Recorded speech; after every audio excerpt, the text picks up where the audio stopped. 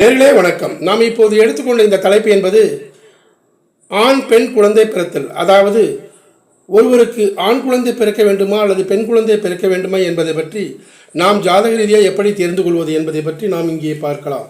அதாவது ஒருவருடைய ஜாதகத்தில் சனி பகவான் மேசம், மிதுனம், சிம்மம், துலாம், தனுசு, கும்பம் போன்ற ராசியில் சஞ்சரித்தால் அவர்களுக்கு ஆண் குழந்தையும், அதுவே செவ்வாய் ரிஷபம், கடகம், கன்னி, விருச்சகம், மீனம் ஆகிய ராசிகளில் சஞ்சரித்தால் அவர்களுக்கு பெண் குழந்தையும் பிறக்கக்கூடும்.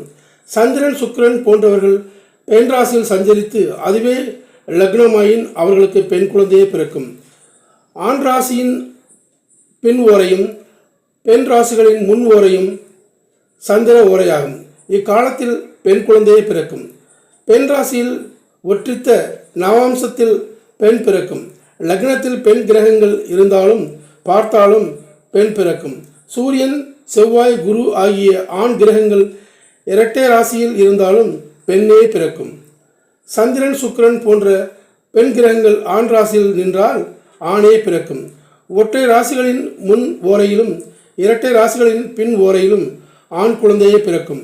ஆண் பெண் இன கிரகங்கள் கூடி லக்னத்தில் சஞ்சரித்தால் இவ்விருவரில் வலிமை பெற்ற கிரகத்திற்கு உரிய குழந்தையே பிறக்கும் என்று சொல்லிக்கொண்டு நான் மீண்டும் உங்களை வேறொரு பதிவிலே சந்திக்கின்றேன். நன்றி, வணக்கம்.